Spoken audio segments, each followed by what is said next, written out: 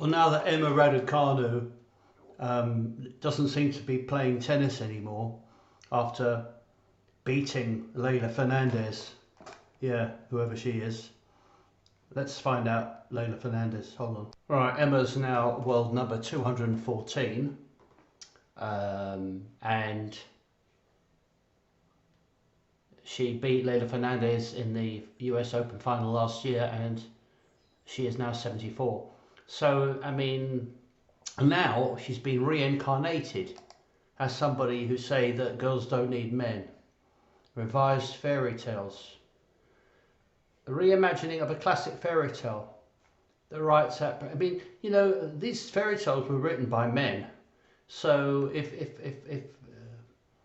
Fairy Tales, a book by Emma Dodds, urges youngsters to make money for themselves. Yeah, but does Emma Raducanu really make money for herself, or has she been given lots of money simply for ticking diversity boxes? I don't believe Emma Raducanu has any particular skills at all, apart from being relatively good looking, I suppose. But, you know, I mean, I don't think that's important. It shouldn't be. Do you think Emma Raducanu, I mean, for example, Harriet Dart is a higher ranked tennis player than Emma Raducanu. How much money has Harriet Dart won in her career compared to Emma Raducanu? But no, Harriet Dart doesn't tick the boxes.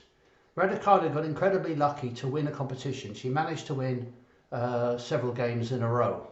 If you win several games in a row, you win a lot of money, and that's what she did. And immediately she was hailed by the PR agencies as being the best thing that's ever happened to the world in human history, you know. And now because she's no longer, I mean, people were saying, you know, what is this Raducanu all about? At least I was saying that, because it seemed to me that clearly whatever it wasn't a sports person, right? Alternative takes on Cinderella Sleeping Beauty, but writes out the stock character Prince Charming from the narratives. Well, don't you think Emma Raducanu, you know, it's not very respectful to her father, is it? That they don't need men. I mean, she wouldn't even exist if it wasn't for him, right? That she does not need to marry a prince to get away from all her chores. Able to invest in Cinderella Shoe Company, which she buys shares. Well, you know, I mean, fair enough. I mean, if women can make their own careers, I mean, no one's saying they can't. Apparently, the 9-minute video is part of the bank's financial education program. It's ranked as the world's 240th best women player. Wonderkid was hailed by who? I never hailed as that. Many people were saying at the time, hey, hold on, wait a minute. This person has come from nowhere.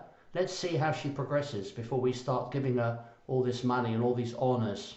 No, you're racist. No, diversity, very good for the sport. HSBC is one of several sponsors whose backing makes her the 6th highest earning professional tennis player. Despite only winning 5 matches this year, imagine that. Imagine earning £12.2 million despite only winning 5 matches. I think I've won more matches than that. And it says she was inactive due to a wrist and ankle injury. Her sponsors include Dior, Tiffany, Evian, British Airways, Porsche, Wilson, Nike and Vodafone. Think about it. She's being sponsored. What for? And, you know, and a lot of the apparel that, I mean, is men. I mean, it's very disrespectful to men. If I was her father, I wouldn't like this. I think you're being a bit rude, Emma. But this is what HSBC want you to think. And don't forget, HSBC have got a very, very impeccable New World Order credentials. I remember many years ago you saw at the airport, your DNA is your data. You know, like, no it's not. My DNA is not my data. My data is my data. HSBC. You know. I mean, you know, maybe this woman could just stick to tennis, perhaps. Or maybe she could represent Ukraine or Romania or China or somewhere like that. Because, you know, I don't give a shit about her one way or the other.